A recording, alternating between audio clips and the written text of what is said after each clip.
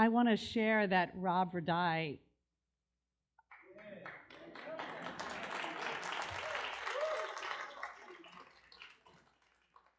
composed this song. If I'm right, it's because we led a service where this was one of the readings a year or two ago.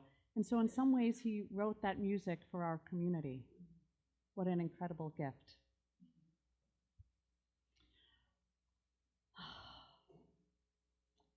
I know what it means to be at the prayer before the prayer where you ask for the will to forgive. Every time I read this poem, this prayer, I think of my sister, one of my sisters.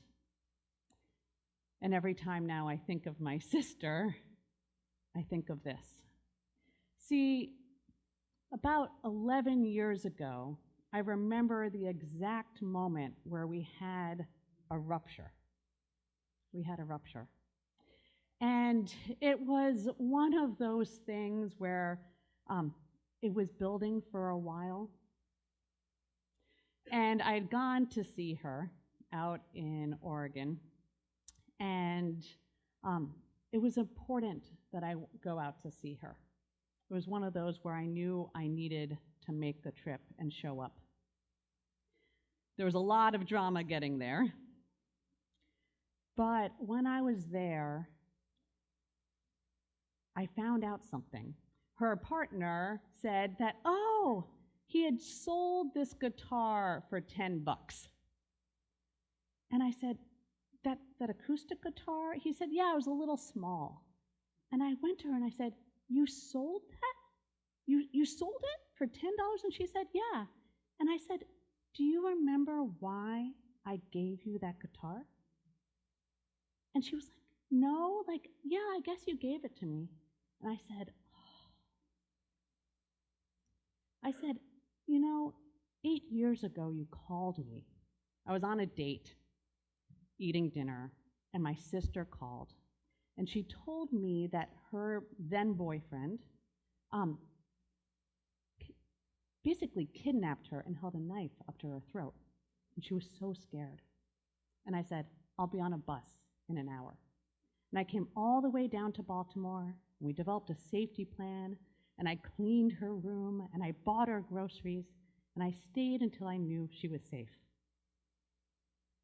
And then she started to talk about the life she wanted to lead. And she said, I really want to be a musician. I want to learn how to play a guitar. And I have no money. And I said, our grandmother gave me a guitar. It's one of the only things I have from our grandmother. But I will give it to you. But please, if you ever not want it, please give it back to me, because it's one of the only gifts that I ever have from our grandmother. So I said, you could have this because I want you to have this. And then I found out she sold it for $10. And I told her all this, and she said, I had forgotten that you had done that at all.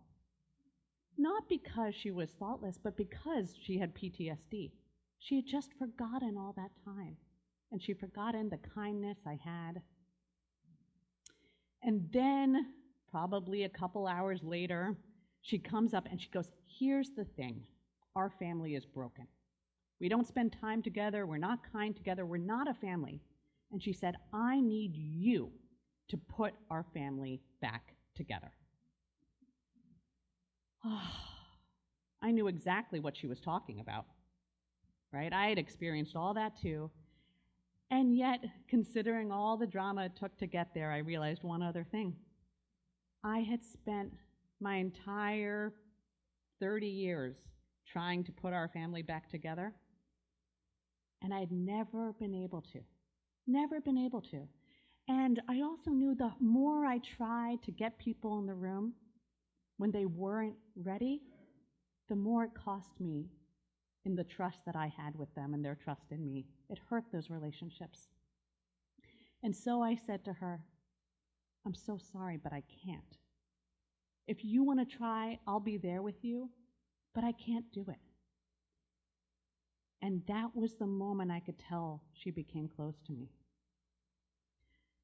Time went on and our mother died. and I was the executor of the estate, and she brought all of that grief and rage into the process. And she would call me and just start screaming at me and then hang up and then call and say, I don't intend to scream at you, but scream and then hang up. And I had to send her a letter, an email at point to say, I love you so much. And using the mirror, here are all the good things I know about you. But this other behavior is getting in the way of me being able to focus on our love. I think we need a break. And also, I think you might need a break if you're having this level of feelings towards me. We ended up taking each other to court because that's how estates are sometimes. And do you know what I realized? My daughter turned 10 on Thursday, and she's never once seen her. So I have been praying, doing the prayer before the prayer for a long time. And I've also been doing that second part where it says, am I willing to recognize how I have also hurt the other person? I've thought about how painful it must have been for my sister not to be with her in the grief of our mother. How when she came to me with her request, I could have said, tell me more about the family you'd love to see, and maybe we could be that with each other. How maybe I could have done a little bit more to support her in this time. And because I've been praying this prayer before the prayer for about 10 years, I feel ready. Ready to be open about what I could have done better, forgiving and generous and empathetic to pains that still hurt, but don't hurt the same way. This is such deeply spiritual work, reconciliation is. It's so much more than saying, I'm sorry or I forgive you. If anything, that is just one road sign on the path. It's not just with family, too. We're in all sorts of relationships, and they pierce us through sometimes. There was a woman I went to seminary with. She was a Unitarian Universalist, and I looked at her and others, other UUs, and I recognized early in seminary that when you're Unitarian Universalists in seminary and going into ministry, your relationship isn't for the 3 years you're in school together. You're going to be in decades of relationship. And that's sort of the spirit that I went about it, of thinking, this is my colleague.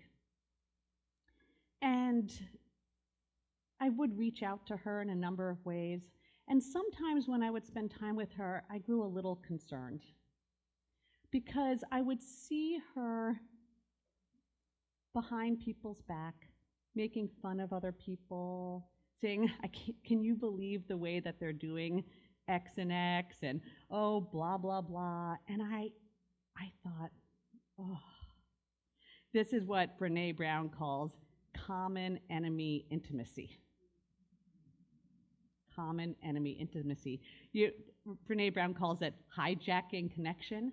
It's when someone comes up to you and says, I'm going to share, kind of trust you or seemingly trust you with, this negative experience I had about this other person, and you're going to feel trusted, and so you'll feel close to me. But you know what? That friend that they're confiding in then can't see that other person through their own eyes. Turns out they become, just psychologically, they see all the negative things that their person has said and almost none of the good things. And the thing that I most often think when I see someone practicing common enemy intimacy is, I think, if they're doing it about that other person, I bet they're going to do it about me sometime. So, but I wasn't sure. And I actually invited this woman to my wedding. and we toasted with champagne in my small dormitory room when I got engaged, and we go forward, and we ended up doing this anti-racism work together, and things did not go well. And it was clear that she didn't trust me, and I was also knew that I would need to just hold that. She was a white woman, just to say. She was a white Unitarian Universalist. And things played out, and at the end of my second year, she came to me with another person, and we met in this coffee shop, and I was really nervous. She said, "Can we meet?" Came, and she apologized to me. She said, "I misjudged you, and I really wasn't fair to you, and I didn't listen, and it didn't need to be this way." And the other woman said the same thing, and I said to the other woman, "We didn't really know each other, so I can understand that." But I looked at this colleague and I said, we're Unitarian Universalists. We've made an effort. We're gonna be together for a long time. And this feels like a whole other level of being out of right relationship. I said, this really hurt. And then a month later, she came to my wedding. Several years later, she was assigned to come and lead an anti-racism workshop in my congregation in Indianapolis.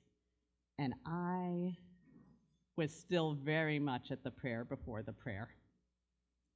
I did not yet have the will to forgive her, but also to be really ready to open up and trust.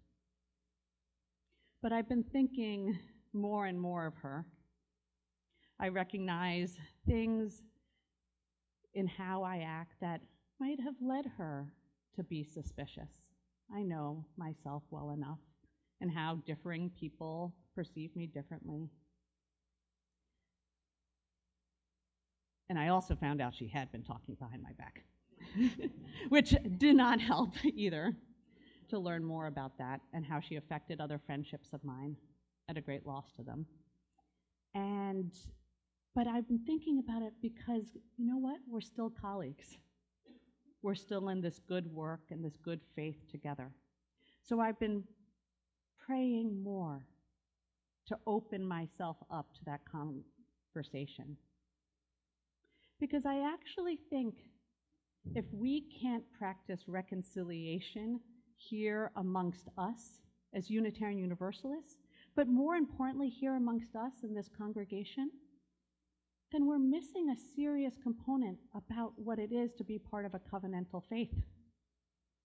What did we say in our covenant this morning?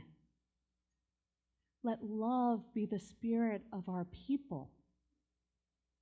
Let us live for one another. Let us live for one another. Let me care as much about your life as I care about mine. Let me act in a way where we can move forward together. Desmond Tutu, co-author of this, said, "Without reconciliation, there's no future together." There's no future together. When my eldest sister, a different sister, when I told her I was going into ministry, in part because I didn't like the nastiness of politics, she laughed. She says, "You don't think there's politics in church? You don't think there can be nastiness in church?" Overall, I have found her to be wrong. Right? Church, so much more vulnerable and humane and compassionate than I found Capitol Hill. Those are other stories.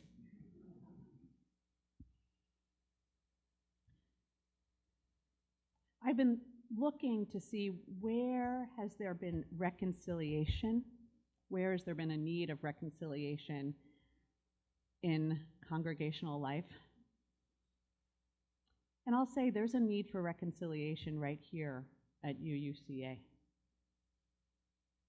But I'm going to tell a few stories about my congregation in Indianapolis. It was so funny. There was a guy named Bob, and he loved our sound system. And every time he talked about our sound system and any improvements we wanted to make, he would go, improvements? And he goes, I can't even talk about that man, who was another man who tried to put in a different speaker system in the sanctuary 25 years before. And anytime we'd say, there should be 2 speakers, he goes, have you been talking to that man again? And I was like, people can hold things close. He's not even at the prayer before the prayer. But there was this woman, Annie. And Annie and I worked together really closely because she was the lay lead of our worship leaders. And we were working together really, really, really closely, and then Trump got elected. And the Wednesday after Trump got elected, it was like 7:04 in the morning, and she begins texting me about all the things that needed to happen on Sunday morning because Trump had gotten elected, and how she really wanted a certain sermon. She wanted to just let loose all of those feelings, particularly as a white woman, of having Trump elected. And I said to her, I totally get that, and I organized a little vigil process that people came and shared some of those feelings, or fear, or grief, or concern. But she didn't want it during the weekday. She wanted it on Sunday. And I said, we have a special speaker coming in. Some of you might remember Phyllis Braxton, who does developmental work to help us increase competency and comfortability, making connection across difference.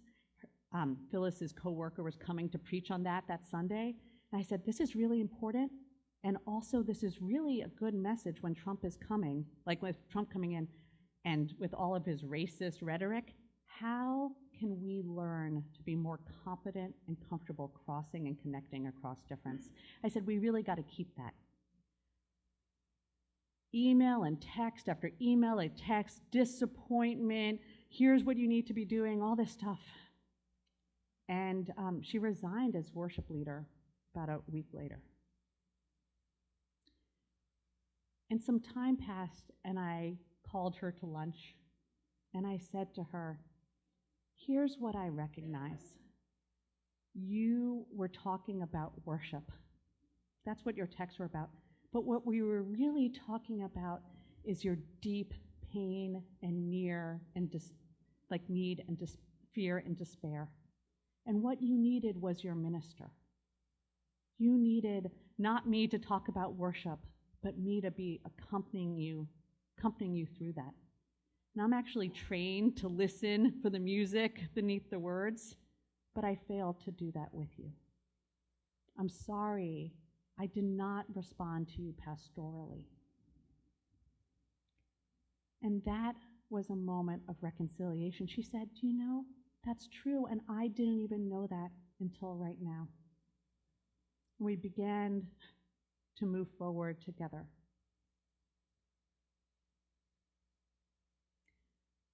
Beloveds,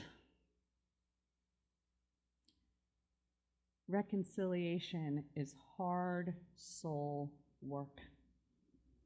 And there's many reasons why you might want to do it. Because you want to release yourself from cycles of guilt or cycles of negative thinking towards another. You might want to move forward because you recognize that you have a relationship with someone in a context of community, and your being out of right relationship is affecting more people than yourself. You might want to do it because you want beloved community, and you want the feeling of reconciliation. You might want to do it because without reconciliation, there's no future together. So when you do this work, it's okay if you feel the pain of your heart breaking open again. And if you feel like You have that moment where you accountably recognize your responsibility. Know that universal love and forgiveness and acceptance is offered to you too. It's one of the great legacies of our faith. And you might need to pray the prayer before the prayer for a while. And when the time comes and the moment is right and you are ready to be truly present and open and compassionate with yourself and others, maybe you're ready to move on that path. May we discover and support each other moving on this path in all the different paths of our lives, and also moving forward together. May it be so, and amen.